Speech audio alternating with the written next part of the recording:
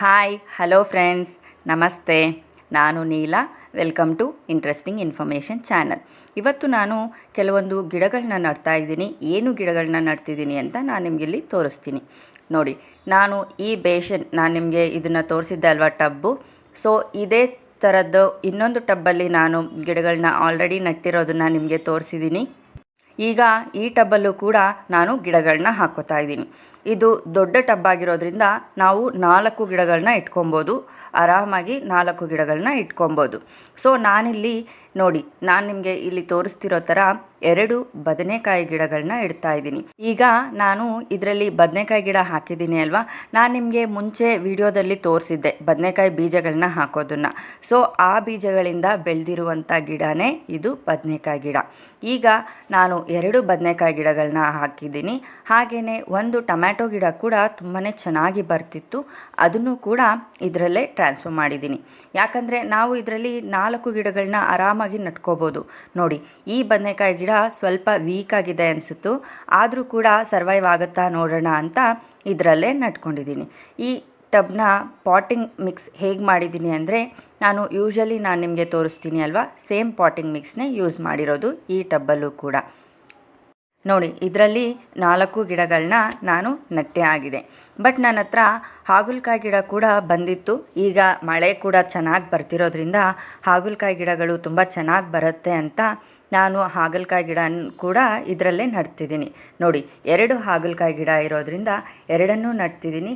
ಇದರಲ್ಲಿ ಯಾವ್ಯಾವ ಗಿಡಗಳು ಸರ್ವೈವ್ ಆಗುತ್ತೆ ಆ ಗಿಡಗಳನ್ನ ಈ ಟಬ್ನಲ್ಲಿ ಇಡ್ತೀನಿ, ಮಿಕ್ಕಿದ್ದನ್ನು ನಾನು ತೆಗೆದುಬಿಡ್ತೀನಿ.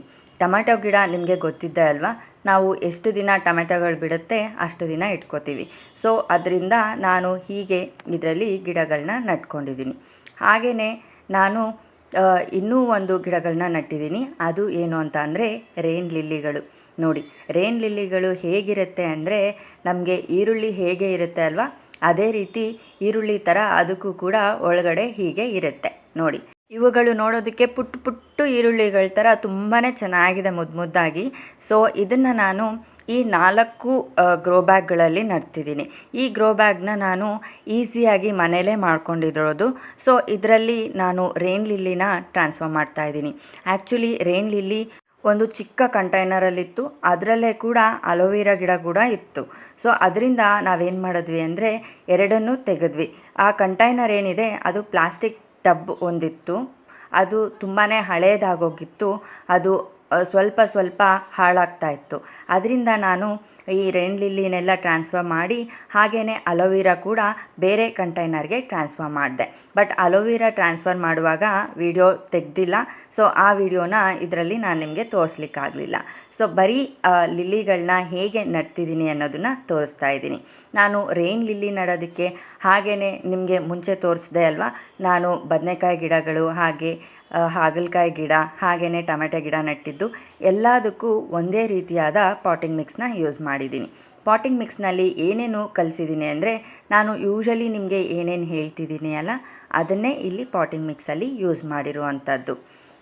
1 ಭಾಗ ಮಣ್ಣು, 1 ಭಾಗ ಹಸು ಗೊಬ್ಬರ ತೊಗೊಂಡಿದ್ದೀನಿ. ಸೊ ಹಸು ಸಗಣಿನ ತೊಗೊಂಡಿದ್ದೀನಿ. ನಾವು ಹಸು ಸಗಣಿ ಅಂದರೆ ಈ ಥರ ಮೆನ್ಯೂಸ್ ಏನಾದರೂ ತೊಗೊಳ್ಳುವಾಗ ಅದು 6 ತಿಂಗಳ ಹಳೇದಾಗಿರುವಂಥ ಮೆನ್ಯೂರ್ನ ತೊಗೋಬೇಕು.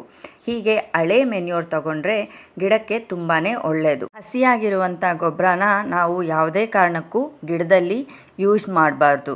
ಯಾಕೆ ಅಂದರೆ ಅದರಲ್ಲಿ ಹೀಟ್ ಪ್ರೊಡ್ಯೂಸ್ ಆಗುತ್ತೆ. ಅದರಿಂದ ನಾನಿಲ್ಲಿ ಹಳೆ ಗೊಬ್ಬರ ಅಂದರೆ ಒಂದು 6 ತಿಂಗಳಿಗೆ ಹಳೆ ಗೊಬ್ಬರನ ಯೂಸ್ ಮಾಡ್ತಾ ಇದ್ದೀನಿ. ಸೊ ನಾನು ನಿಮಗೆ ಹೇಳ್ದಂಗೆ 1 ಭಾಗ ಗೊಬ್ಬರ, 1 ಭಾಗ ಮಣ್ಣು, ಈ 2 ಸಮಾನವಾಗಿ ತೊಗೊಂಡಿದ್ದೀನಿ. ಹಾಗೆಯೇ ಇದರಲ್ಲಿ ಸ್ವಲ್ಪ ನೀಮ್ ಕೇಕ್ ಪೌಡರ್ನ ಹಾಕಿದ್ದೀನಿ. ಹಾಗೆಯೇ ಸ್ವಲ್ಪ ಎಪ್ಸಮ್ ಸಾಲ್ಟನ್ನು ಹಾಕ್ತಿದ್ದೀನಿ. ಯಾಕೆ ಅಂದರೆ ಎಪ್ಸಮ್ ಸಾಲ್ಟ್ ಯೂಸ್ ಮಾಡೋದ್ರಿಂದ ನಾವು ಏನು ಗಿಡಗಳನ್ನ ರೀಪ್ಲ್ಯಾಂಟ್ ಮಾಡ್ತಿದ್ದೀವಿ ಅಲ್ವಾ, ಅದು ಶಾಕಿಂದ ಬೇಗನೆ ಈಚೆ ಬರಲಿಕ್ಕೆ ಚಾನ್ಸಸ್ ಇರುತ್ತೆ.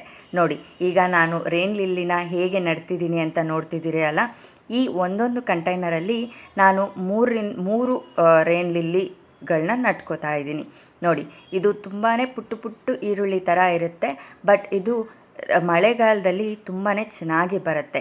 ನಿಮಗೆಲ್ಲ ಗೊತ್ತಿರೋ ಹಾಗೆ ಈಗ ನಮಗೆ ಮಳೆಗಳು ಬರ್ತಿರೋದ್ರಿಂದ ನಾನು ಇದನ್ನು ಟ್ರಾನ್ಸ್ಫರ್ ಮಾಡ್ಕೋತಾ ಇದ್ದೀನಿ. ನೋಡಿ ಎಷ್ಟು ಚೆನ್ನಾಗಿದೆ ಅಲ್ವಾ. ಆ್ಯಕ್ಚುಲಿ ನಾವು ಫಸ್ಟು ತಂದಾಗ 1 ಅಥವಾ 2 ಗಿಡ ಅಷ್ಟೇ ತಂದಿದ್ದು. ಇದು ಸುಮಾರು 15 ವರ್ಷಗಳ ಹಿಂದೆ ತಂದಿದ್ದು. ಆದರೆ ಈಗಲೂ ಕೂಡ ಅದು ತುಂಬಾ ಚೆನ್ನಾಗಿ ಸರ್ವೈವ್ ಆಗಿದೆ.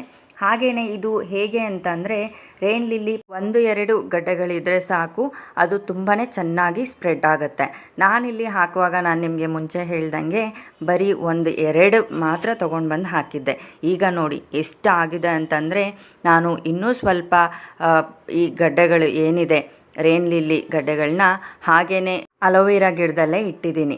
ಅದನ್ನು ನಾವು ಹಾಗೆ ಇಟ್ಟರೆ ಮತ್ತೆ ಮುಂದಿನ ಸೀಸನ್ಗೂ ಕೂಡ ಯೂಸ್ ಮಾಡ್ಬೋದು.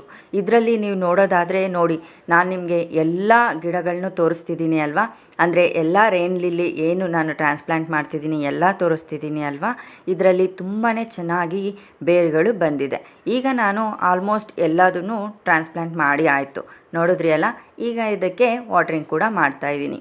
ಇದು ರೇನ್ ಲಿಲ್ಲಿ ಮಳೆಗಾಲದಲ್ಲಿ ತುಂಬ ಚೆನ್ನಾಗಿ ಬೆಳೆಯೋದ್ರಿಂದ ನಾವು ಮಳೆಗಾಲದಲ್ಲಿ ಇದನ್ನು ಟ್ರಾನ್ಸ್ಪ್ಲಾಂಟ್ ಮಾಡಿಕೊಂಡ್ರೆ ತುಂಬಾ ಚೆನ್ನಾಗಿರುತ್ತೆ. ಹಾಗೆಯೇ ತುಂಬಾ ಚೆನ್ನಾಗಿ ಹೂಗಳನ್ನ ಬಿಡುತ್ತೆ. ಈಗ ನಾನು ನಿಮಗೆ ಇದನ್ನು 4 ದಿನಗಳ ನಂತರ ಅಪ್ಡೇಟ್ ಹೇಗಿರಿದೆ ಅನ್ನೋದನ್ನು ಇಲ್ಲಿ ತೋರಿಸ್ತಾ ಇದ್ದೀನಿ. ನೋಡಿ, ಈ ಗಿಡಗಳು ಹಾಕಿ 4-5 ದಿನ ಆಗಿರ್ಬೋದು ಅಷ್ಟೇ. ನೋಡಿ ತುಂಬಾ ಚೆನ್ನಾಗಿ ಎಲ್ಲ ಗಿಡಗಳು ಸರ್ವೈವ್ ಆಗಿದೆ. ನೋಡ್ತಿದ್ದೀರಿ ಅಲ್ಲ. ಟೊಮ್ಯಾಟೊ ಗಿಡ, ಬದನೆಕಾಯಿ ಗಿಡ, ಹಾಗೆಯೇ ಹಾಗಲಕಾಯಿ ಗಿಡ. ಇಲ್ಲಿ ನಾನು ಚಿಕ್ಕ ಬದನೆಕಾಯಿ ಗಿಡ ಹಾಕಿದ್ದೆ ಅಲ್ವಾ, ಅದು ಬರುತ್ತೋ ಇಲ್ವೋ ನೋಡೋಣ ಅಂತ ಹೇಳಿದ್ದೆ ಅಲ್ವಾ ನಿಮಗೆ. ಅದು ಕೂಡ ತುಂಬಾ ಚೆನ್ನಾಗಿ ಬಂದಿದೆ. ಈ ದೊಡ್ಡ ಬದನೆಕಾಯಿ ಗಿಡ ತುಂಬಾ ಚೆನ್ನಾಗಿ ಚಿಗುರುಗಳು ಬರ್ತಾ ಇದೆ. ನೋಡಿದ್ರಿ ಅಲ್ಲ. ನಾನು ಹೇಳಿರುವಂಥ ನೀವು ಪಾಟಿಂಗ್ ಮಿಕ್ಸ್ ಅಂದರೆ ಸಾಯಿಲ್ ಮಿಕ್ಸ್ನ ಯೂಸ್ ಮಾಡಿದ್ರೆ ಹೀಗೆ ಗಿಡಗಳು ತುಂಬ ಚೆನ್ನಾಗಿ ಬರುತ್ತೆ. ನೋಡಿ, ಈ ಟೊಮ್ಯಾಟೊ ಗಿಡಕ್ಕೆ ನಾನು 3G ಕಟ್ಟಿಂಗ್ ಕೂಡ ಮಾಡಿದ್ದೀನಿ. 3G ಕಟ್ಟಿಂಗ್ ಮಾಡೋದ್ರಿಂದ ಉಪಯೋಗಗಳು ಏನು ಅನ್ನೋದನ್ನು ನಾನು ನಿಮಗೆ ಮುಂದಿನ ವಿಡಿಯೋದಲ್ಲಿ ತಿಳಿಸ್ತೀನಿ.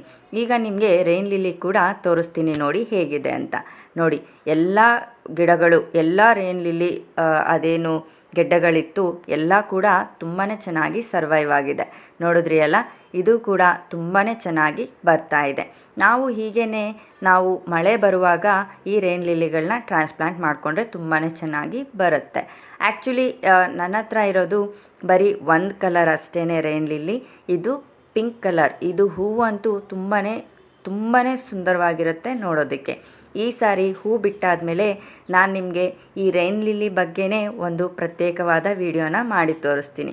ಸೊ ಫ್ರೆಂಡ್ಸ್, ನಿಮಗೆ ವಿಡಿಯೋ ಇಷ್ಟ ಆಗಿದೆ ಅನ್ಕೋತೀನಿ. ನಿಮಗೆ ಈ ವಿಡಿಯೋ ಇಷ್ಟ ಆಗಿದರೆ ಒಂದು ಲೈಕ್ ಮಾಡಿ. ಹಾಗೆ ಉಪಯೋಗ ಆಗುತ್ತೆ ಅನ್ನೋದಾದರೆ ಫ್ರೆಂಡ್ಸ್, ಫ್ಯಾಮಿಲಿ ಮೆಂಬರ್ಸ್ ಜೊತೆ ಶೇರ್ ಕೂಡ ಮಾಡಿ. ಹಾಗೆ ನೀವಿನ್ನೂ ನನ್ನ ಚಾನಲ್ನ ಸಬ್ಸ್ಕ್ರೈಬ್ ಮಾಡಿಲ್ಲ ಅಂದರೆ ಸಬ್ಸ್ಕ್ರೈಬ್ ಕೂಡ ಮಾಡ್ಕೊಳ್ಳಿ. ಹಾಗೆ ಪಕ್ಕದಲ್ಲಿರೋ ಬೆಲ್ ಐಕನ್ನ ಕ್ಲಿಕ್ ಮಾಡಿದ್ರೆ ನನ್ನ ವಿಡಿಯೋ ನೋಟಿಫಿಕೇಷನ್ಸ್ ಕೂಡ ಬರುತ್ತೆ. Thank you friends.